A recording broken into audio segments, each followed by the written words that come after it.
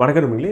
TNPSC group 4 தேர்வுக்கான aim TN group 4 services free பேட்ச்ல பொது அறிவு வகுப்புல இன்று படிக்க இருக்கிற தலைப்பு வந்து உயிரியலின் முக்கிய கோட்பாடுகள் பார்ட் சி வந்து படிக்க போறோம். இது முழுக்க சுவாசத்தில் அப்படின்ற ஒரு தலைப்பை மட்டும் தான் நம்ம பார்க்க போறோம். ஒரு சிறிய தலைப்பு தான், ஆனால் தேர்வு நோக்கில் மிக மிக முக்கியமானது அப்படின்னு பார்க்குறோம்.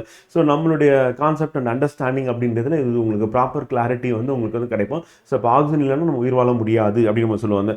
ஆக்சிஜன் அப்படின்றது நமக்கு மிக மிக முக்கியம்னு பார்க்குறோம். அந்த ஆக்சிஜன் நம்ம உடல் என்ன பண்ணுதுன்னு கேட்டால் பலருக்கு வந்து என்ன பண்ணுதுன்னே தெரியாது.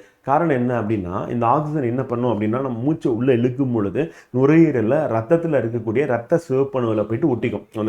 அது என்ன பண்ணும் அப்படின்னா, உடல் முழுக்க சர்க்குலேட் ஆகும்போது உடலில் இருக்க ஒவ்வொரு திசுக்குள்ளேயும் அந்த ஆக்சிஜனை கொண்டு போய் சேர்க்கும். திசுவில் இருக்கக்கூடிய செல்களுக்குள்ளே இந்த ஆக்சிஜன் உள்ளே போகும். உள்ளே போனோடனே அது என்ன பண்ணும் அப்படின்னா, மைட்டோகாண்ட்ரியால நம்மளுடைய உணவுப் பொருள், அதாவது குளுக்கோஸ், புரதம் அண்ட் கொழுப்பு, இது மூன்றுமே வந்து பார்த்தீங்கன்னா என்ன சொல்லுவோம் அப்படின்னா சுவாச தளப்பொருட்கள் அப்படின்னு சொல்லி சொல்லுவோம். இது எரிக்கப்பட்டு ஆற்றலாக மாற்றப்படும்.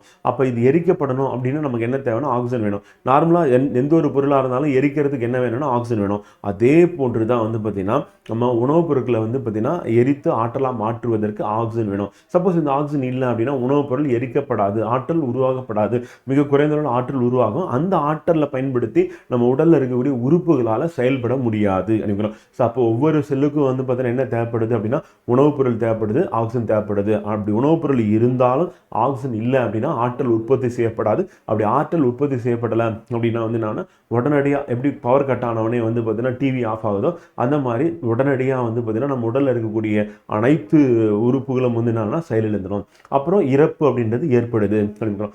அப்போ நம்ம உடலில் எங்கேயுமே ஆற்றல் சேமிக்கப்படலை அப்படின்னு பார்க்குறோம். அப்போ உணவுப் பொருள் சேமித்து வைக்கப்படும் வந்து, ஆனால் ஆக்சிஜன் சேமிக்கப்படலை அப்படின்றது இன்னொரு நமக்கு கடினமான ஒன்று.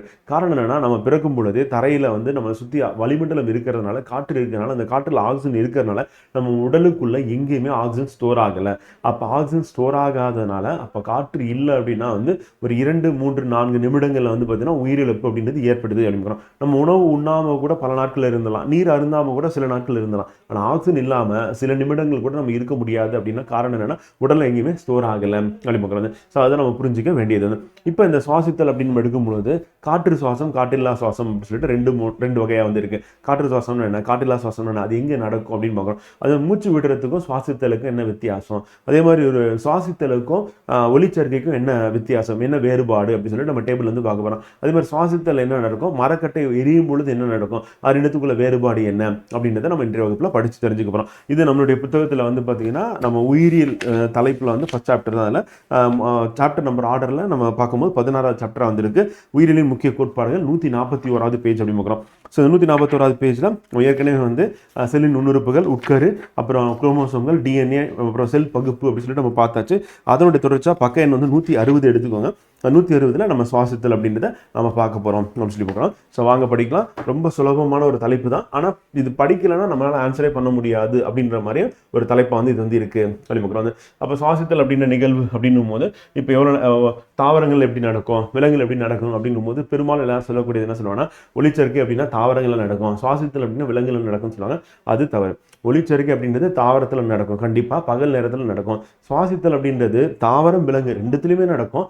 24 மணி நேரமும் நடக்கக்கூடியது தான் சுவாசித்தல். ஏன்னா தாவரங்களுக்கும் ஆற்றல் தேவை. அந்த ஆற்றல் என்ன பண்ணுன்னா அதுவும் வந்து அதனுடைய தரசத்தை என்ன பண்ணுன்னா உடைச்சி அதில் இருக்கக்கூடிய ஆற்றலை வந்து பயன்படுத்துது சொல்லிவிட்டோம். விலங்கு என்ன பண்ணுன்னா அது வந்து ஹெர்பிவோரி, தாவர உண்ணியாக இருக்கும் அல்லது விலங்கு உண்ணியாக இருக்கும், ஊன் உண்ணியாக இருக்கும். ஸோ அந்த உணவை எடுத்துக்கிட்டு அந்த உணவு வந்து உடைக்கப்பட்டு ஆற்றலாக மாற்றப்படும். அந்த உடைக்கிறதுக்கு அல்லது எரிக்கப்படுவதற்கு நமக்கு என்ன வேணும் அப்படின்னா ஆக்சிஜன் வேணும் சொல்லிவிக்கலாம். ஸோ இப்போ சுவாசித்தல் என்பது ஒரு உயிரியல் நிகழ்ச்சி சொல்லிவிக்கலாம். இதில் பலதரப்பட்ட உணவுப் பொருட்கள் அப்படின்னு பார்க்கும்போது என்னெல்லாம் இருக்கும் அப்படின்னா புரதங்கள், கார்போஹைட்ரேட்டுகள் மற்றும் கொழுப்புகள் வந்து நம்ம உணவில் உட்கொள்ளக்கூடிய இந்த பொருட்கள் வந்து என்ன ஆகுது அப்படின்னா வந்து ஆக்சிஜனேற்றம் அடைந்து சொல்லிவிக்கிறோம். அப்போ புரதங்கள், கார்போஹைட்ரேட், கொழுப்புகள் ஆக்சிஜனேற்றம் அடைந்து இந்த நிகழ்ச்சியின் போது என்ன உள்ளிழுக்கப்படுகிறதுன்னா ஆக்சிஜன் உள்ளிழுக்கப்படுகிறது.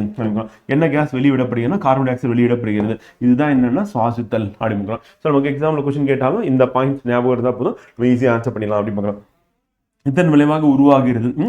அதே மாதிரி சுவாசத்தின் போது ஆக்சிஜனேற்றம் அடையும் கரிம பொருட்கள் சுவாச தலைப்பொருட்கள். அப்போ சுவாச தலைப்பொருட்கள்லாம் என்ன அப்படி கேட்டுருவாங்க. அப்படி கேட்டாங்கன்னா புரதங்கள், கார்போஹைட்ரேட்டுகள், கொழுப்புகள் அப்படின்னு சொல்லிட்டு இந்த மூன்றுமே சுவாச தலைப்பொருட்களாக இருக்கு.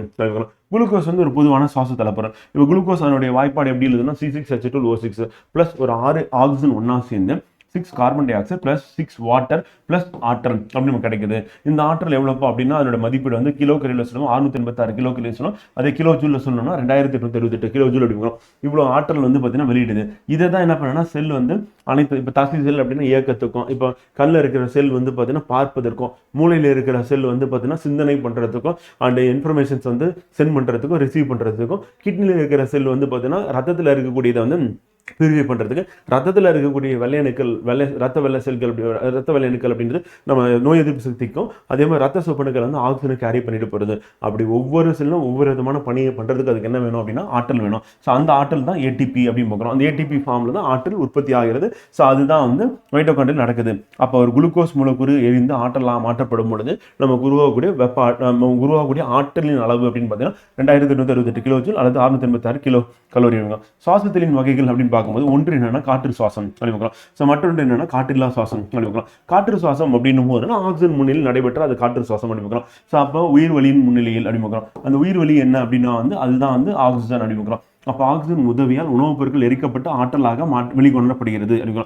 அப்போ குளுக்கோஸ் பிளஸ் உயிர்வலி கரிமல வாயு நீர் ஆற்றல் அப்படின்னு வெளியிடப்படும் அப்படின்னு நம்ம ஏற்கனவே பார்த்தோம். காற்றில்லா சுவாசம் அப்படின்னும் போது ஆக்சிஜன் இல்லாத நிலையிலும் ஆற்றல் உற்பத்தி செய்யப்படுகிறது. ஆனால் மிக குறைந்த அளவு 2 ஏடிபி உற்பத்தி ஆகும் அப்படின்னு. அப்போ ஆக்சிஜன் முன்னிலையில் 38 ஏடிபி அப்படின்றது உருவாகுது அப்படின்னு. அந்த 2 ஏடிபி அப்படின்றது அந்த மைட்டோகாண்ட்ரியாவை அந்த செயல் செய்யறதுக்காக எடுத்துக்கும். 36 ஏடிபி ஆற்றல் அப்படின்றது செல்லுக்கு கொடுக்கப்படும் அப்படின்னு. ஸோ அப்போ நுண்ணுயிரிகள், ஈஸ்ட், பாக்டீரியா போன்றவை உயிர்வலி அற்ற நிலையில் உணவிலிருந்து ஆற்றலை பெறுகின்றன. அப்ப நுண்ணுயிரிகளும் ஈஸ்டும் பாக்டீரியா என்ன பண்ணுது அப்படின்னா வந்து ஆற்றலை வெளியிடுகிறது. ஆனா உயிர்வலி அற்ற நிலை, அப்ப உயிர்வலி அற்ற இல்லாத நிலையில் அப்படி ஆக்சிஜன் இல்லாத நிலையில் வெளியிடுகிறது. இப்போ எலும்பு தசைகளில் காற்றில்லா சுவாசம் நடைபெறுகிறது நம்ம உடல்ல வந்து.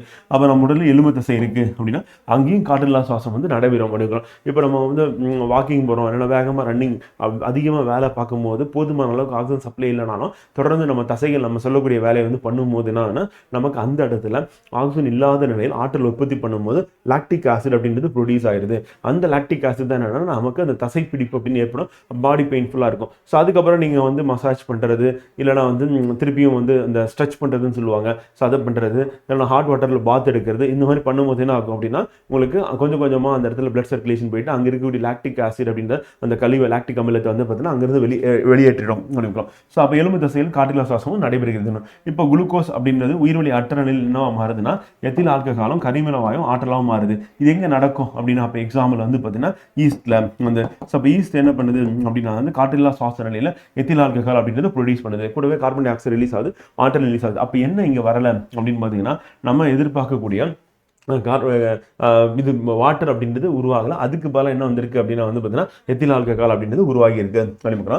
இப்போ சுவாசித்தலுக்கும் மூச்சு விடுதலுக்கும் உள்ள வேறுபாடு என்ன அப்படின்னு பார்ப்போம். இப்போ மூச்சு விடுதல் அப்படின்னா வந்து காற்று உள்ள இழுத்து வெளியே விடுறது வந்து இதை வந்து நம்ம இயற்பியல் நிகழ்ச்சின்னு சொல்லுவோம். வந்து சுவாசித்தல் அப்படின்னா வேதியியல் நிகழ்ச்சி. ஏன்னா உணவு எரிக்கப்பட்டு ஆற்றலாம் மாட்டிடும். அப்படி மாறினதுக்கு அப்புறம் திருப்பி ரிவர்ஸ்ல பண்ணவே முடியாது. இப்போ வேதியியல் நிகழ்ச்சினா மாற்றம் நிகழ்ந்ததுன்னா திருப்பி வந்து பழைய நிலைக்கு கொண்டு வர முடியாது இல்லைங்களா. அதே மாதிரி காற்று ஒரு இடத்துலேருந்து மற்றொரு இடத்துக்கு மட்டும் இடம்பெயர்கிறது. அப்போ காற்று இடம்பெயர்றது என்னன்னா இயற்பியல் நிகழ்ச்சின்னு சொல்கிறோம். அது வந்து மூச்சு விடுதல் அப்படின்னு பார்க்குறோம். இங்கே என்ன நடக்கும்னா உணவுப் பொருள் பல வேதி வினைகளுக்கு உட்படுகிறது அப்படின்னு பார்க்குறோம். ஸோ அப்போ சுவாசத்தலுக்கு தேவையான நொதிகள் எங்கே இருக்கும் அப்படின்னா மைட்டோகாண்ட்ரியால இருக்கும். அது பல வேதிவினைகள். இப்போ உதாரணத்துக்கு சுவாசத்தல் அப்படின்றது முதல் கட்டமாக எங்கே நடக்கும்னா கிளைகாலிசிஸ் அப்படின்னு சைட்டோபிளாசத்தில் நடக்கும் அப்படின்னு. ஸோ அதுக்கு அடுத்து கிரப் சைக்கிள் எலக்ட்ரான் கடத்து சங்கிலி அப்படின்றது எங்கே நடக்கும்னா மைட்டோகாண்ட்ரியால நடக்கும் அப்படின்னு. ஸோ அப்போ அந்த சுவாசித்தல் அப்படின்றது வந்து நமக்கு பல வேதி வினைகளுக்கு உட்படுகிறது அப்படிங்கிறோம். அதே வந்து மூச்சு விடுதல் அப்படின்னும் போது காற்று இடம்பெயர்கிறது அப்படிங்கிறோம். ஆற்றல் ஏதாவது வெளியிடப்படுமானா வெளியிடப்படாது. காற்று உள்ள போகும், வெளியே வரும், அவ்வளவுதான். ஆற்றல் வெளியிடப்படாது. ஆனால் இதுல ஆற்றல் வெளியிடப்படுகிறது அப்படிங்கிறோம். சுவாசத்தின் போது மைட்டோகாண்ட்ரியால உணவுப் பொருள் எரிக்கப்பட்டு ஆற்றல் வெளியிடும். இதுல சுவாச உறுப்புகள்ல நுரையீரல் பங்கேற்கும், மூக்கு பங்கேற்கும். ஸோ இங்க வந்து பார்த்தீங்கன்னா உயிருள்ள செல்களில் வந்து நடைபெறுகிறது. எங்க நடக்கும் அப்படின்னா வந்து மைட்டோகாண்ட்ரியால நடக்கும் அப்படிங்கிறோம். அப்போ மைட்டோகாண்ட்ரியா அப்படின்றது வந்து பார்த்தீங்கன்னா நமக்கு சுவாசத்தில் நடைபெறக்கூடிய ஒரு இடமா இருக்கு அப்படிங்கிறோம். அடுத்து சுவாசத்திலுக்கும் மரக்கட்டை எரிதலுக்கும் உள்ள வேறுபாடு. அப்போ சுவாசித்தல் அப்படின்னு செல்களின் நடைபெறும் நமக்கு தெரியும். இது மரக்கட்டை எரிதல் அப்படின்னா வெளிப்புறத்தில் நடக்கும். அப்போ மரக்கட்டையில் இருக்கக்கூடிய கார்பன் அப்படின்னு எரிந்து நமக்கு வெப்பம் மற்றும் ஒளியை வந்து வெளியிடும். அப்போ சுவாசத்தில் நமக்கு என்ன ஆகும் அப்படின்னா ஆற்றல், அதுவும் வெப்ப ஆற்றல் அப்படின்றது வெளிப்படுகிறது அப்படின்னு. அதே இங்கே வந்து என்னன்னா ஒளி ஆற்றல் எரியும் பொழுது அப்புறம் வெப்ப ஆற்றல், வெப்பமும் அதுல இருந்து நமக்கு கிடைக்குது அப்படி பார்க்கலாம். இது சிறிய அளவில் தான் வெளியிடும் அப்படி பார்க்கலாம். ஆனா மரக்கட்டை எரியும் போது அதிக அளவிலான ஆற்றல் மொத்தமாக வெளியேற்றப்படும் அப்படி பார்க்கலாம் ரெண்டுத்துக்குள்ள. அண்ட் மிக மிக முக்கியமானது என்னன்னா சுவாசத்திற்கும் ஒளிச்சேர்க்கைக்கும் உள்ள வேறுபாடு என்ன அப்படின்றது நம்ம கேட்பாங்க அப்படி பார்க்கலாம். இரவு பகல் முழுதும் நடக்கிறது சுவாசித்தல் அப்படின்னு பார்க்கலாம். ஸோ அப்போ இது வந்து பகல் பொழுதில் மட்டும் நடக்கும். அப்படின்னா சூரிய ஒளி இருக்கு அப்படின்னா அப்போ சூரியன் இருக்கும் பொழுது மட்டும்தான் நடக்கும் அப்படின்னு பார்க்கலாம். ஸோ அது வந்து சுவாசித்தல் அப்படி பார்க்கலாம். அனைத்து உயிரினங்களும் நடைபெறக்கூடியது எது அப்படின்னா சுவாசித்தல் அப்படி பார்க்கலாம். இது வந்து பசுந்தாவரங்கள், அதாவது பச்சையம் இருக்க ஒரு தாவரத்தில் அப்படின்னா அங்கே மட்டும்தான் இது வந்து நடக்கும் அப்படி பார்க்கலாம். அதே மாதிரி உணவு எடுத்துக்கொள்ளப்படுகிறது அப்படி பார்க்கலாம். இங்கே உணவு தயாரிக்கப்படுகிறது வந்து. அப்போ சுவாசித்தல் என்ன பண்ணும், உணவுப் பொருள் அப்படின்னா வந்து குளுக்கோஸ், புரதம், கொழுப்பு இதெல்லாம் எடுத்துக்கொள்ளப்பட்டு ஆற்றல் உற்பத்தி பண்ணும். ஒளிச்சேர்க்கை அப்படின்னா தாவரங்கள் வந்து என்ன பண்ணும், கார்பன் டை ஆக்சைடு, சூரிய ஒளி, நீர் அப்படின்றது எடுத்துக்கிட்டு அதை வந்து ஸ்டார்ச் தரசமாக வந்து மாற்றணும். அப்போ உணவு தயாரிக்கப்படுகிறது. என்ன தயாரிக்கப்படும்னா தரசம் அப்படின்ற உணவுப் பொருள் தயாரிக்கப்படுகிறது. அப்போ உணவு எடுத்துக்கொள்ளப்படுகிறது அப்படின்னா வந்து குளுக்கோஸ், புரதம், அப்புறம் கொழுப்பு அப்படின்னு சொல்லிட்டு போகணும். இதெல்லாம் வந்து எடுத்துக்கொள்ளப்படுகிறது எடுக்கிறோம். ஸோ அதை நம்ம தெரிஞ்சுக்கணும். அதே மாதிரி உயிர் வழி உள்ளிழுக்கப்பட்டு வந்து ஆக்சிஜன் உள்ளிழுக்கப்பட்டு என்ன ஆகும்னா கார்பன் டை ஆக்சைடு வெளியேற்றப்படுகிறது. அப்போ ஆக்சிஜன் அப்படின்றது வந்து பார்த்தீங்கன்னா உள்ள போகுது அப்படி பார்க்குறோம். அது கார்பன் டை ஆக்சைடு அப்படின்னு வெளிவிடப்படுகிறது அப்படிங்கிறோம். ஸோ இங்கே வந்து கரிமீன வாயு, கார்பன் டை ஆக்சைடு அப்படின்றது வந்து எதுக்குள்ள போகும் அப்படின்னா அந்த தாவரம் இருக்கு அப்படின்னா அந்த தாவரத்துக்கு உள்ளிழுக்கப்படும் அப்படி பார்க்குறோம். ஸோ அதே தாவரம் இருக்கு அப்படின்னா வந்து அதுல இருந்து கார்பன் டை ஆக்சிஜன் அப்படின்றது வெளியேற்றப்படும் அப்படி பார்க்குறோம். ஸோ அப்போ அந்த அனைத்து உயிரினங்கள் இப்போ சப்போஸ் வந்து ஒரு தாவரமாக இருந்தால் கூட நம்ம எடுத்துக்கலாம். அப்போ அந்த தாவரத்தை பொறுத்தவரையும் ஆக்சிஜன் அப்படின்றது வந்து உள்ளிழுக்கப்படுகிறது அப்படிங்க. ஸோ அதே தாவரத்தில் வந்து என்னன்னா கார்பன் டை ஆக்சைடு வெளியேற்றப்படுகிறது. இதே உயிரினமாக இருந்தாலும் நமக்கு இது வந்து ஆக்சிஜன் உள்ளிழுக்கப்பட்டு கார்பன் டை ஆக்சைடு வெளியேற்றப்படும். ஆனால் விலங்கினங்கள் அப்படின்னு பார்க்கும்போது என்ன ஆகும்னா நமக்கு இந்த ஒளிச்சேர்க்கை அப்படின்னு நடைபெறாது. ஏன்னா பச்சையம் இருக்கக்கூடிய தாவரங்கள் மட்டும் தான் நடைபெறும் அப்படிங்கிறோம். ஸோ அது இம்பார்ட்டன்ட். அடுத்து உண்மையில் உணவுப் பொருட்களின் ஆற்றலானது புதைந்துள்ளது அப்படிங்கிறோம். அப்போ ஆற்றல் எங்கப்பா இருக்கு அப்படின்னு சொல்லி கேட்டாங்கன்னா உணவுப் பொருளில் புதைந்துள்ளது அப்படின்னுக்கலாம். ஸோ அப்போ அது நம்ம ஞாபகம் வச்சுக்கணும். அதுதான் வந்து ஆற்றலாக மாற்றப்படுகிறது. யாரை வச்சு அப்படின்னா வந்து மைட்டோகாண்ட்ரியால நம்ம ஆக்சிஜனை பயன்படுத்தி நம்ம ஆற்றலாக மாற்றோம். சுவாசித்தல் நிகழ்ச்சியின் போது உணவுப் பொருட்களானது ஆக்சிஜனும் அடைகிறது. அப்போ உணவுப் பொருள் ஆக்சிஜன் அடையுதான்னு கேட்டால் ஆமாம். உணவுப் பொருளில் தான் எது புதைஞ்சிருக்கு அப்படின்னா ஆற்றல் புதைஞ்சிருக்கு அப்படின்னு. உணவிலிருந்து ஆற்றல் விடுவிக்கப்பட்டு தனித்தன்மை வாய்ந்த வேதி அல்லது உயிர் பொருளான எதுனா ஏடிபி. ஏடிபினா என்னன்னு கேட்டுருவாங்க, அடினோசின் ட்ரைபாஸ்பேட் அப்படின்னு. இது சேமித்து வைக்கப்படுகிறது. அப்போ அந்த ஆற்றல் என்ன வடிவில் இருக்கு அப்படின்னா ஏடிபி. அதான் வந்து ஆற்றல் நாணயம் அப்படின்னு பார்க்குறோம். ஆற்றல் நிலையம் எதை சொல்லணும்னா மைட்டோகாண்ட்ரியா சொல்லணும். அப்போ மைட்டோகாண்ட்ரியாவில் உணவுப் பொருளில் இருந்து ஆற்றல் வந்து வெளியிடப்படுகிறது. அது சேமித்து வைக்கப்படுகிறது. என்ன வடிவம்னா ஏடிபியா வந்து சேமிக்கப்படுகிறது. அப்ப ஏடிபியில் உள்ள ஆற்றல் தான் செல்களின் பல்வேறு செயல்களுக்கு காரணமா இருக்கு. அப்ப ஏடிபி அப்படின்றது வந்து செல்லோட வேலைகள் அனைத்தும் செய்யக்கூடியதா வந்து இருக்கு. அந்த சுவாசத்தின் போது ஏடிபி மட்டுமல்லாமல் மற்ற 2 பொருட்களான கார்பன் டை ஆக்சைடு, நீரும் உண்டாகின்றன.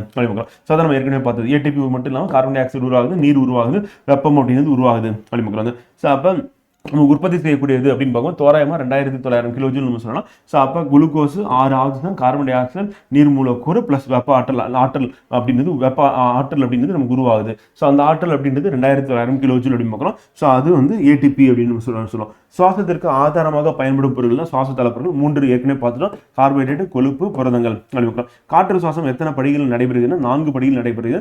இது இம்பார்ட்டன்ட், தொடர்ந்து கேட்டுட்டே இருக்காங்க. கிளைகாலிசிஸ் அப்படின்னு சொல்லுவோம். இது வந்து எங்க நடக்கணும், சைட்டோபிளாசத்தில் நடைபெறுகிறது. அப்ப சைட்டோபிளாசத்தில் நடைபெறக்கூடியது எது அப்படின்னு சொல்லி கேட்டாங்க அப்படின்னா கிளைகாலிசிஸ் அப்படிங்க. ரெண்டாவது பைருவிக் கார்பன் நீக்கம் அல்லது அமில ஆக்சினேற்றம் அப்படின்னு சொல்லலாம். அப்ப பைருவிக் கார்பன் நீக்கம், அமில ஆக்சினேற்றம், அப்புறம் 3வது கிராப்சூல் வச்சு 4வது எலக்ட்ரான் கடத்து சங்கிலி. இது 3மே எங்க நடக்கும் அப்படின்னு கேட்டாங்கன்னா மைட்டோகாண்ட்ரியா நடைபெறும். மைட்டோகாண்ட்ரியாவில் நடைபெறக்கூடியது அப்படி சொல்லி கேட்டாங்கன்னா இந்த 3ம் வந்து சைட்டோபிளாசத்தில் நடைபெறக்கூடிய கிளைகாலிசிஸ் அப்படிங்கிறோம். கிளைகாலிசிஸ் போது குளுக்கோஸ் 2 பைருவிக் அமில மூலக்கூறுகளாக பிளவுகிறது.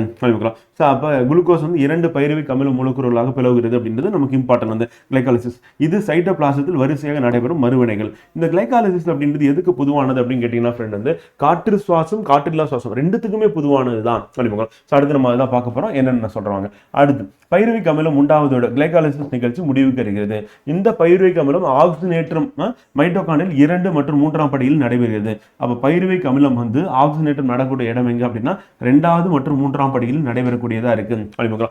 அப்ப 2வது 3வது படிகளில் நடைபெறக்கூடியது அப்படின்னா 2வது படி நம்ம என்னன்னு பார்த்தோம் வந்து பைருவிக் அமிலம் உருவாகிறது அப்படின்றதோட நம்ம கிளைகாலிசிஸ் முடிஞ்சிடும். அந்த பைருவிக் அமிலம் ஆக்சிஜனேற்றம் 2வது நிலையில், 3வது நிலை கிராப்சூல் வச்சு அப்படிங்கிறோம். இந்த 2 ஸ்டேஜ்லையும் என்ன ஆகுதுன்னா ஆக்சிஜனேற்றம் அடையுது. எதுன்னா பைருவிக் அமிலம் அப்படிங்கிறோம். ஸோ அப்போ அந்த பைருவிக் அமிலம் ஆக்சிஜனேற்றம் அடையிறது அப்படின்னா இது ரெண்டுமே எங்கே நடக்குதுன்னு பார்த்தோம், மைட்டோகாண்ட்ரியால் நடக்குது. அப்போ ஆக்சிஜனை பயன்படுத்தி தான் என்ன பண்ணுது மைட்டோகாண்ட்ரியால இது வந்து நடக்குது. இறுதி நிலையான எலக்ட்ரான் கடத்து சங்கிலியின் பொழுது வெளியிடப்படும் எலக்ட்ரான்களோடு தொடர்புடைய ஆற்றலானது ஏடிபி ஆற்றல் மூலக்கூறுகளில் சில இடங்களில் மைட்டோகாண்ட்ரியல் உண்டாக்க பயன்படுத்தப்படுகிறது. அப்ப இறுதியா வந்து பார்த்தீங்கன்னா எலக்ட்ரான் கடத்தி சங்கிலியில் வெளியிடப்படும் எலக்ட்ரான்கள், அப்ப எலக்ட்ரான்கள் வெளியே வருது. இது என்ன பண்ணுது அப்படின்னா வந்து அதுல இருக்கக்கூடிய ஆற்றல் வந்து என்ன பண்ணுன்னா ஏடிபி ஆற்றல் மூலக்கூறுகளை சில இடங்களில் உண்டாக்க பயன்படுத்தப்படுகிறது. அப்ப ஏடிபி உண்டாக்க அது வந்து காரணமா இருக்கு. அப்ப மொத்தம் 4 நிலை அப்படின்னு பார்க்கும்போது கிளைகாலிசிஸ் அப்படின்றது சைட்டோபிளாசம் நடக்குது. அண்ட் பைருவிக் கார்பன் நீக்கம் அப்படின்றது அமில ஆக்சிஜனேட்டரும் கிரப்ஸ் சுழற்சி, அதற்கடுத்து எலக்ட்ரான் கடத்து சங்கிலி, இது மூணுமே மைட்டோகாண்ட்ரியல் நடக்குது அப்படின்னு பார்க்குறது. ஸோ இப்போ இந்த இடத்துல ஏடிபி அப்படின்னு ஆற்றல் கடைசி எலக்ட்ரான் கடத்து சங்கிலியில் நமக்கு வெளியிடப்படுகிறது. அப்போ ஒரு குளுக்கோஸ் மூலக்கூறு முழுமையாக ஆக்சிஜனேற்றம் பெறும் பொழுது 38 ஏடிபி ஆற்றலை உருவாக்குகிறது. ஆனா இதுல 2 ஏடிபி என்ன பண்ணுன்னா அந்த மைட்டோகாண்ட்ரியை பயன்படுத்திக்கிறதுனால நிகர ஏடிபி உற்பத்தி அப்படின்னு சொல்லி கேட்டாங்க அப்படின்னா வந்து 36 அப்படின்னு ஞாபகம் வச்சுக்கணும். இப்போ பார்த்தீங்கன்னா தெரியும் குளுக்கோஸ் வந்து பார்த்தீங்கன்னா 6 கார்பன் மூலக்கூறு வந்து இருக்கு.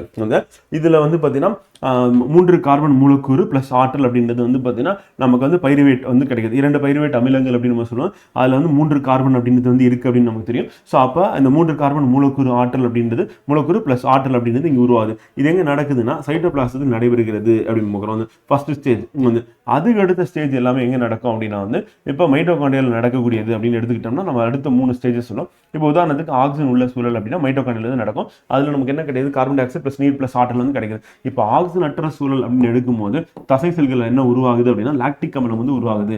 அதே வந்து ஆக்சிஜன் அற்ற சூழல்ல ஈஸ்ட்ல என்ன ஆகுது அப்படின்னா எத்தில் ஆல்கஹால் அப்படின்றது உருவாகுது அப்படிங்கிறோம். ஸோ அப்போ லாக்டிக் அமிலம் அப்படின்றது உருவாகிறது அப்படின்றது நம்ம தசை செல்களில் ஈஸ்ட் அப்படின்றது ஒரு செல் பூஞ்சைன்னு பார்க்குறோம். ஸோ அது வந்து சர்க்கரை கரைசல் அந்த குளுக்கோஸ் வந்து பார்த்தீங்கன்னா ஆக்சிஜன் அற்ற சூழலில் ethanol plus carbon di oxide plus ஆற்றல் அப்படின்னு உற்பத்தி பண்ணுது அப்படிங்கிறோம். ஸோ அப்போ ஆக்சிஜன் அற்ற சூழலில் ஈஸ்ட்ல வந்து என்ன ஆகுதுன்னா கார்பன் டை ஆக்சைடு பிளஸ் ஆற்றல் வந்து உருவாகுது எத்தனால். அதே மாதிரி நமக்கு தசைகள் செல்லுன்னா லாக்டிக் அமிலம் பிளஸ் ஆற்றல் உற்பத்தி ஆகுது. அதே வந்து நம்ம மைட்டோகாண்ட்ரியல் அப்படின்னு பார்த்தீங்கன்னா நமக்கு கார்பன் டை ஆக்சைடு நீர் பிளஸ் ஆற்றல் உற்பத்தி ஆகிறது. அப்போ குளுக்கோஸ் மூலக்கூறு உடைஞ்சா தசை செல்கள் என்ன நடக்கும், மைட்டோகாண்ட்ரியல் நடக்கும், ஈஸ்ட்ல என்ன நடக்கும் அப்படின்னா நம்ம தேர்வு நோக்கில் கேட்பாங்க. அது மிக மிக முக்கியமானது அப்படின்னு பார்க்குறோம். ஸோ அது கண்டிப்பாக ஞாபகம் வச்சுக்கணும். ஸோ அது இம்பார்ட்டன்ட். அடுத்து காற்றில்லா சுவாசம் அப்படின்னு பார்க்கும்போது சில உயிரின சுவாசத்தின் போது என்னன்னா ஆக்சிஜன் பயன்படுத்துவதில்லை, அதான் காற்றில்லா சுவாசம் அப்படிங்க. இதை வந்து இன்னொரு பேர் என்ன சொன்னா நொதித்தல் அப்படின்னு சொல்லி சொல்லுவாங்க. அப்போ நொதித்தல்னா என்ன அப்படின்னா காற்றில்லா சுவாசத்துக்கு எடுத்துக்காட்டு அப்படின்னு பார்க்குறோம். ஸோ அது இம்பார்ட்டன்ட். அப்போ என்ன நடக்கும் அப்படின்னா பால் வந்து தயிராக மாறும் நிகழ்வு அப்படிங்கிறோம். ஸோ அப்போ பால் வந்து தயிராக மாறுறதுக்கு பாக்டீரியா வந்து என்ன பண்ணணும்னா இந்த பேசிலஸ் அப்படின்ற பாக்டீரியா வந்து பாலில் இருந்து இருக்கு லாக்டோபேசிலஸ் அப்படின்ற பாக்டீரியா, அந்த லாக்டோபேசிலஸ் பாக்டீரியா தான் என்ன பண்ணும் பால் வந்து தயிராக வந்து மாற்றுது. அப்போ அந்த நிகழ்வுக்கு பேர் என்ன நொதித்தல் அப்படின்னு பார்க்குறோம். அப்போ பாக்டீரியா மற்றும் ஈஸ்ட் போன்ற உயிரினங்கள் ஆக்சிஜன் இல்லாத சூழலில் சுவாசத்திலே மேற்கொள்கிறது. வந்து அப்போ பாக்டீரியா மற்றும் ஈஸ்ட் வந்து போன்ற உயிரினங்கள் ஆக்சிஜன் இல்லாத நிலையிலே வந்து சுவாசத்திலே மேற்கொள்ள. அப்போ காற்றில்லாத சுவாசம் அப்படின்னு நம்ம சொல்லுவோம். அது வந்து காற்றில்லாத நிலையில அது வந்து அங்கே இருக்கக்கூடிய அந்த உணவுப் பொருளை வந்து பார்த்தீங்கன்னா என்னன்னா அது சிதைவடைய செஞ்சு வேறொரு பொருளாக மாற்றுது. அப்போ பால் வந்து தயிராக மாறும். ஒட்டக பால் வந்து தயிராக மாறாது அப்படின்னு நம்ம கேள்விப்பட்டிருப்பீங்க. காரணம் என்னன்னா ஒட்டகப்பாலில் வந்து என்ன அதிகமாக இருக்குன்னா உப்பின் அளவு வந்து ரொம்ப அதிகமாக இருக்கும். அப்போ உப்பின் அளவு அதிகமாக இருக்கிறனால அதில் பாக்டீரியாவால் வளர முடியாது. ஏன்னா உப்பு அப்படின்றது என்ன பண்ணும் அப்படின்னா நுண்ணுயிரிகள் வளர விடாமல் பார்த்துக்கும் அப்படிங்கணும். அப்போ நுண்ணுயிரிகள் வளர விடாமல் பார்த்துக்கிறதுனால தான் இப்போ ஊறுகாயில் உப்பு சேர்த்துருப்பாங்க. வந்து அது உப்பு கண்டம் போடுறது கேள்விப்பட்டிருப்பீங்க. அது மாங்காய் வந்து உப்பு போட்டு வச்சிருப்பாங்க. ஸோ இப்போ இது எல்லாமே என்னென்னா உப்பை ஆட் பண்ணும்போது அதில் நுண்ணுயிரிகள் வந்து பெருக்கம் அடைய முடியாமல் அதை தவிர்த்துடும். அப்போ நுண்ணுயிரிகள் பெருக்க முடியாத சூழலில் அந்த உணவுப் பொருள் வந்து கெடாமல் வந்து இருக்கும் அப்படிங்க. ஸோ அப்போ பால் தயிராக மாறும் நிகழ்வு நொதித்தல் அப்படின்றது காற்றில்லா சுவாசத்துக்கு எடுத்துக்காட்டு அப்படிங்க. அடுத்து காற்றில்லா சுவாசம் உணவு முழுமையாக ஆக்சிஜனேற்றம் அடைவதில்லை அப்படிங்கிறது. அண்ட் கிளைகாலிசிஸ் காற்று மற்றும் காற்றில்லா சுவாசம் உயிரினங்களின் இரண்டிலும் நடைபெறும் ஒரு பொதுவான நிகழ்ச்சி. அப்போ கிளைகாலிசிஸ் அப்படின்னும் போது காற்று சுவாசம் காற்றில்லா சுவாசம் இரண்டிலும் பொதுவான ஒரு நிகழ்ச்சியாக இருக்கு அப்படிங்கிறோம். ஸோ அது நமக்கு தெரு நோக்கில் இம்பார்ட்டன்ட் அப்படிங்கிறது. ஸோ அதுக்கு அடுத்து நெக்ஸ்ட் C6H12O6 குளுக்கோஸ் அப்படின்றது வந்து பார்த்தீங்கன்னா நமக்கு ஈஸ்ட் வந்து என்னவா மாற்றுது அப்படின்னா வந்து சைமஸ் அப்படின்னா ஈஸ்ட்ல இருக்க நொதி இது இம்பார்ட்டன்ட்.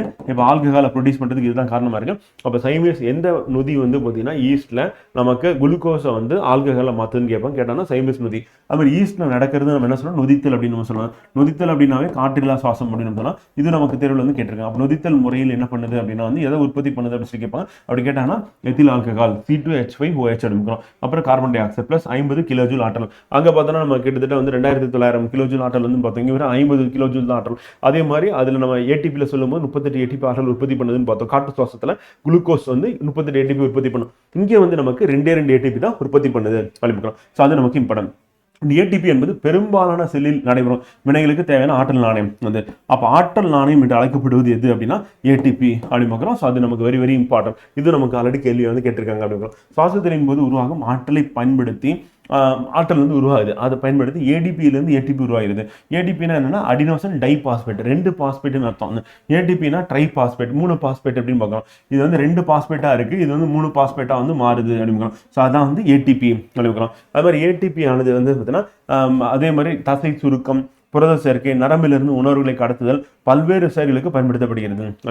அப்போ தசைகள் வந்து பார்த்தீங்கன்னா விரிவடையுது, சுருக்கமடையுது, இதுக்கும் ஆற்றல் வேணும் எல்லாத்துக்குமே. இப்போ நம்ம பேட்டரி இருந்தால் தான் வந்து பார்த்தீங்கன்னா ஒரு ரிமோட் ரோபோட் இருக்குன்னா அதை வந்து ஃபங்க்ஷன் பண்ண வைக்க முடியும். அப்போ அந்த ஆற்றலை பயன்படுத்தி இந்த மோட்டார் இயங்குது, அந்த மோட்டார் மூலயமா அது என்ன பண்ணுன்னா முன்னாடி பின்னாடி நகருது அப்படின்னு பார்க்குறோம். ஸோ அதே மாதிரி தான் நம்ம உடலோட இயக்கம் அனைத்துக்குமே என்ன தேவை அப்படின்னா ஆற்றல். நம்ம பேசுவதற்கு, பார்ப்பதற்கு, நம்ம உடலில் இருக்கக்கூடிய உள் உறுப்புகள் எல்லாமே செயல்படுவதற்கு நமக்கு என்ன வேணும்னா ஆற்றல் வேணும். ஆற்றல் இல்லாமல் என்ன பண்ண ஒரு செயலும் நடைபெறாது அப்படி பார்க்குறாங்க. அந்த ஏடிபி அப்படின்றது அதனோட வந்து பார்த்தீங்கன்னா இன்னொரு ஒரு பாஸ்பேட் வந்து பார்த்தீங்கன்னா ஆட் ஆகுது. அப்படி ஆட் ஆகி நமக்கு என்ன மாறுதுன்னு ஏடிபி வந்து மாறுது அப்படி பார்க்குறோம். ஸோ அது நமக்கு தெரிஞ்சிருக்கணும். அடுத்து காற்று சுவாசித்தல், காற்றில்லா சுவாசித்தல் அப்படின்னு எடுக்கும் பொழுது இது எப்படி நம்ம பிரிக்கலாம்னா உயர்நிலை உயிரினங்கள் அனைத்தும் உயிருள்ள செல்களிலும் நடைபெறுகிறது. இதுனா காற்று சுவாசம் அப்படின்னு. அப்போ காற்று சுவாசம் அப்படின்னு எடுத்துக்கிட்டோம்னா எங்கே நடக்கும் அப்படின்னு சொல்லி கேட்டோம்னா உயர்நிலை உயிரினங்கள் நடக்குது அப்படின்னு. அப்போ உயர்நிலை உயிரினங்கள் நடைபெறும் காற்று சுவாசம். காற்றில்லா சுவாசம் எங்கே நடக்குது அப்படின்னா பெரும்பாலும் நடைபெறணும் பூஞ்சை மற்றும் சில பாக்டீரியங்களில். அதே நம்ம தசை செல்கள் நடக்கும், எலும்பு தசை செல்களில். அதே நேரத்தில் பூஞ்சை சில பாக்டீரியாங்களில் பெரும்பாலும் வந்து காற்றில்லா சுவாசம் நடைபெறுகிறது. அதே சுவாச தலைப்பொருட்கள் அப்படின்றது வந்து உடைக்கிறதுக்கு எது தேவைன்னா ஆக்சிஜன் வந்து தேவைப்படுகிறது.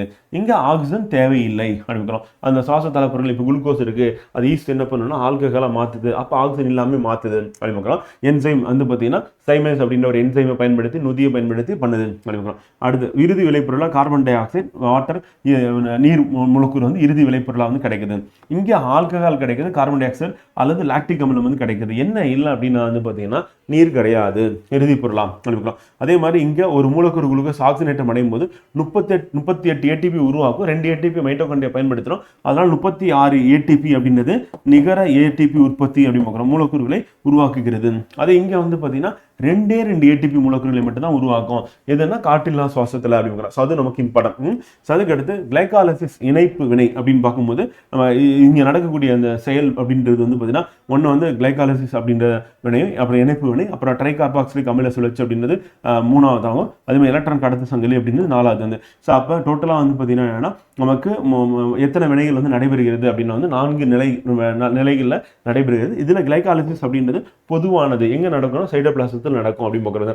ஸோ அதுக்கு அடுத்து வந்து பைருவிக் அமிலம் அப்படின்றது ஆக்சிஜனேற்றம் அடைதல், அதான் வந்து இணைப்பு வினையும் பார்க்குறோம், அது ரெண்டாவது. மூணாவது வந்து ட்ரைகார்பாக்சிலிக் அமில சுழற்சி அப்படின்னா டிசிஏ சைக்கிள் அப்படின்னா அதை டிசிஏ சுழற்சி அப்படின்னு பார்க்குறோம். நான்காவது வந்து எலக்ட்ரான் கடத்து சங்கிலி. 4 நிலைகள் நடைபெறும் வந்து பார்த்தீங்கன்னா. இதில் கிளைகாலிசிஸ் அப்படின்றது ஒரே ஒரு ஸ்டேஜ். ரெண்டாவது ஸ்டேஜ் என்னன்னு கேட்டீங்கன்னா நொதித்தல் தான். அப்போ நொதித்தலில் வந்து என்ன ஆகும் அப்படின்னா வந்து நமக்கு ஆல்கஹால் உற்பத்தி ஆகிறது, லாக்டிக் அமிலம் உற்பத்தி ஆகிறது, அல்லது பாலும் தயிராக மாறுது. அது எல்லாமே வந்து பார்த்தீங்கன்னா நொதித்தல நடந்து முடிஞ்சிடும். அடுத்து சைட்டோபிளாசம் மற்றும் மைட்டோகாண்ட்ரியாவில் இது நடைபெறுகிறது. ஃபர்ஸ்ட் வந்து கிளைகாலிசிஸ் வந்து சைட்டோபிளாசம் நடக்கும். அடுத்த 3மே எங்கே நடக்கணும், மைட்டோகாண்ட்ரியா நடக்கும். வந்து இது சைட்டோபிளாசத்தில் மட்டும்தான் நடைபெறுகிறது, மைட்டோகாண்ட்ரியாக்குள்ள போகாது. மைட்டோகாண்ட்ரியாக்குள்ள நடந்தால் அது வந்து ஆக்சிஜனேற்றம் அடையுது, ஆக்சிஜன் முறையில் நடக்கும். அது வந்து காற்று சுவாசம் அப்படின்னா மைட்டோகாண்ட்ரியா. காற்றில்லா சுவாசம்னா முழுக்க சைட்டோபிளாசத்திலே நடந்து முடிஞ்சிடும் அப்படிங்கிறோம். ஸோ இதெல்லாம் நம்ம சுவாசித்தல் அப்படின்றது பொறுத்தவரையும் வந்து பார்த்தீங்கன்னா இதுதான் நமக்கு இம்பார்ட்டன்ட் அப்படி பார்க்குறோம். இது இல்லாமல் ஒன்லைனர் இருக்குது, அதை மட்டும் பார்த்து முடிச்சிடும். நம்ம ஏற்கனவே பார்த்து தான் அதை அப்படியே திருப்பி ரீகால் கூட பண்ணிட்டா கட்டிருக்கோம். நியூக்ளியோசைடு அப்படின்னு என்ன அர்த்தம்னா ஃப்ரெண்ட் வந்து ஒரு நைட்ரஜன் அப்படின்ற காரத்தையும் 5 கார்பன் சர்க்கரையும் கொண்டுள்ளது வந்து. ஸோ அப்போ நைட்ரஜன் ப்ளஸ் 5 கார்பன் என்ன கிடையாதுன்னா இதில் பாஸ்பேட் வந்து கிடையாது. இந்த நியூக்ளியோசைடு வந்து பார்த்தீங்கன்னா எப்போ நியூக்ளியோடைடாக மாறும்னா அந்த பாஸ்பேட் தொகுதி சேர்ந்ததுக்கு அப்புறம் நியூக்ளியோடைடாக வந்து மாறும். அதான் நம்ம மேலே பார்த்தோம். அடுத்து பியூரின்கள், பிரிமிடின்கள் அப்படின்னு பார்த்தோம். இந்த பிரிமிடின்கள் அப்படின்னு நம்ம எடுக்கும்போது அதில் என்ன இருக்குது அப்படின்னா வந்து பார்த்தீங்கன்னா நைட்ரஜன் காரங்கள் ஆகும் அப்படின்னு பார்க்குறோம். அவை டிஎன்ஏ மற்றும் ஆர்என்ஏ போன்ற நியூக்ளிக் அமிலங்களின் அடிப்படை கூறுகளாக இருக்குது ஆரம்பிக்கலாம். அப்போ டிஎன்ஏ மற்றும் ஆர்என்ஏ அடிப்படை கூறுகளாக இருக்கிறதுனா நைட்ரஜன் காரங்கள், அதில் இருக்கிறது என்னன்னா பிரிமிடின்கள் அப்படின்னு பார்க்குறோம். இது ஒற்றை வளையா வந்து பார்த்தீங்கன்னா நைட்ரஜன் காரங்களா இது வந்து காணப்படுகிறது. பியூரின்கள் அப்படின்னும் போது என்னன்னா அடினைன், குவானைன் அப்படின்னு பார்க்குறோம். அதே மாதிரி தைமின், சைட்டோசின் வந்து பிரிமிடின் அப்படி பார்க்குறோம். ஸோ அப்போ பியூரின், பிரிமிடின் அப்படின்னும் போது அதனுடைய காரங்களுடைய பேர் என்ன அப்படின்னு கேட்டாங்கன்னா நம்ம கரெக்டாக ஞாபகம் வச்சுக்கணும். நியூக்ளியோடைடு அப்படின்னும் போது மொத்தம் எத்தனை 3. நியூக்ளியோசைடு அப்படின்னு நம்ம சொல்லும் பொழுது வந்து பார்த்தீங்கன்னா நமக்கு நைட்ரஜன் இருக்கும், அதுக்கடுத்து 5 கார்பன் சர்க்கரை இருக்கும். அதே நியூக்ளியோடைடு அப்படின்னும் போது நமக்கு என்னென்னலாம் வரும்னா 5 கார்பன் சர்க்கரை, அப்புறம் ஒரு பாஸ்பேட் குழு, அப்புறம் ஒரு நைட்ரஜன் காரம் அப்படிங்கிறோம். இது மூணுமே சேர்ந்தது தான் என்னன்னா நியூக்ளியோடைடு அப்படிங்கிறோம். இதை நம்ம ஏற்கனவே மேலே பார்த்தது தான். அந்த சிவப்பு ரத்த அணுக்கள் என்று அழைக்கப்படும் எரித்ரோசைட்டுகள், அதாவது சிவப்பு ரத்த அணுக்களுக்கு இன்னொரு பேர் என்ன எரித்ரோசைட்டுகள். அது நமக்கு இம்பார்ட்டன்ட். எரியும் போது ரெட் கலர் இருக்கும், அதனால எரித்ரோசைட்டுகள் அப்படின்னு ஞாபகம் வச்சுக்கோங்க. அது ஈஸியாக தான் இருக்கும் அப்படின்னு சொல்லி பார்க்குறோம். அது வந்து என்ன பண்ணுன்னா நுரையீரல் இருந்து, அதாவது நுரையீரல் இருக்கு அப்படின்னும் போது அந்த நுரையீரல் இருந்து என்ன பண்ணுது அப்படின்னா அது எங்க போகுது அப்படின்னா உடல் முழுக்க ஆக்சிஜன் மிக்க ரத்தத்தை கொண்டு போய் சேர்க்குது அப்படிங்கிறோம். போயிட்டு திருப்பியும் திசுக்கள்ல இருந்து ஆக்சிஜன் இல்லாத ரத்தத்தை நுரையீரலுக்கு கொண்டு வருது. அப்போ ஆக்சிஜன் அப்படின்றது வந்து பார்த்தீங்கன்னா நுரையீரலேருந்து போகும். உடல்ல இருந்து வந்து பார்த்தீங்கன்னா ஆக்சிஜன் இல்லாத ரத்தம் கார்பன் டை ஆக்சைடு உள்ளது. அது எது வழியாக வரும்னா இதயத்துக்கு போயிட்டு இதயத்திலிருந்து நமக்கு வந்து சேரும் அப்படிங்கிறோம். அப்போ ஆக முதல்ல நுரையீரலிருந்து உடலின் திசுக்களுக்கு நுரையீரலிருந்து ஆக்சிஜனை கொண்டு செல்லும் அப்படிங்கிறோம். அதே மாதிரி நுரையீரலுக்கு வந்து கார்பன் டை ஆக்சைடை திரும்ப அனுப்புவோம். அப்போ நுரையீரலுக்கு கார்பன் டை ஆக்சைடை திரும்ப அனுப்புவது அப்படிங்கிறோம். இந்த ரெண்டு வேலை யார் பண்றா அப்படின்னா வந்து ரத்த சிவப்பணுக்கள் ஆர்பிசி வந்து பண்ணுது. அப்போ ஆர்பிசியோட வேலை அப்படின்னும் போது எல்லாரும் சொல்லக்கூடியது என்ன அப்படின்னு பார்த்தீங்கன்னா ஆக்சிஜனை கடத்தும் அப்படின்னு சொல்லுவாங்க. ஆக்சிஜனை மட்டும் கிடையாது, இது வந்து போகும்போது வந்து ரிட்டர்ன் வரும்போது கார்பன் டை ஆக்சைடு அது கடத்தக்கூடியதாக தான் இருக்கு ஆர்பிசி அப்படிங்கிறது நம்ம மறந்துடக்கூடாது. அப்போ கார்பன் டை ஆக்சைடு ஆக்சைடு ரெண்டையும் கடத்தக்கூடியது.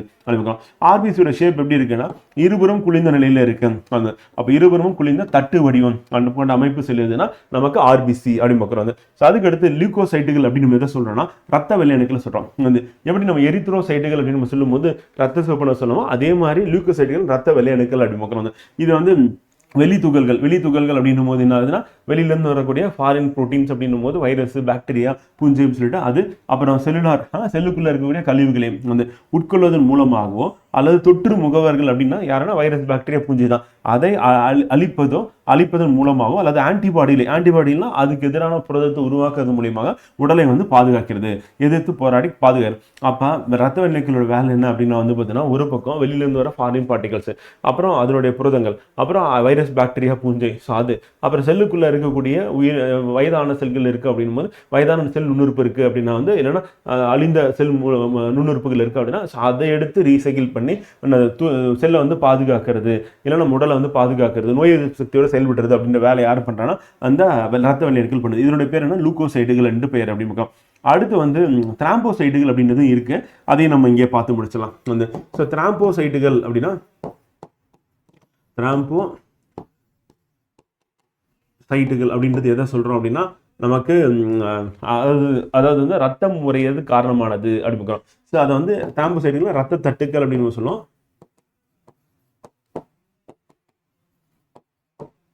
இது எதுக்கு பயன்படுதுன்னா ரத்தம் உறைவதற்கு, அடிபட்டா அந்த காயம் ஏற்படும் பொழுது ரத்தம் முறைவதற்கு இது வந்து காரணமா இருக்கு அப்படிங்கிறோம். அப்ப ரத்தம் முறைவதற்கு காரணமானது வந்து எது அப்படின்னு கேட்டாங்கன்னா அந்த திராம்போசைட்டுகள் ஞாபகம் வச்சுக்க வேண்டியதான்.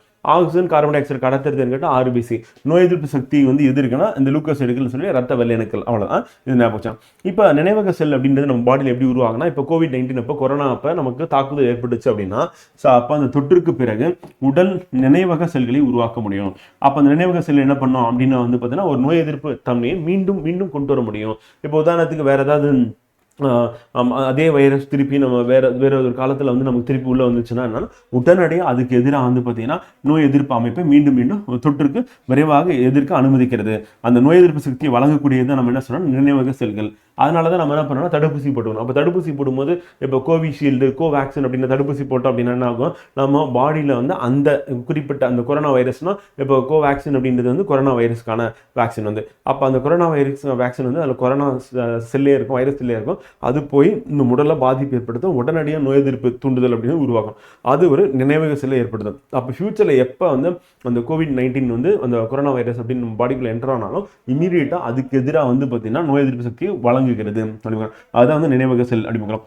அடுத்து லிம்போசைட்டுகள் என்பது நோய் எதிர்ப்பு மண்டலத்தில் உள்ள ஒரு வகையான இரத்த வெள்ளை அணுக்கள். இப்போ தான் பார்த்தோம். இது தொற்று வைரஸ்கள், பாக்டீரியாக்கள் மற்றும் புற்றுநோய் போன்ற அசாதாரண செல்களையும் எதிர்த்து போராடக்கூடிய.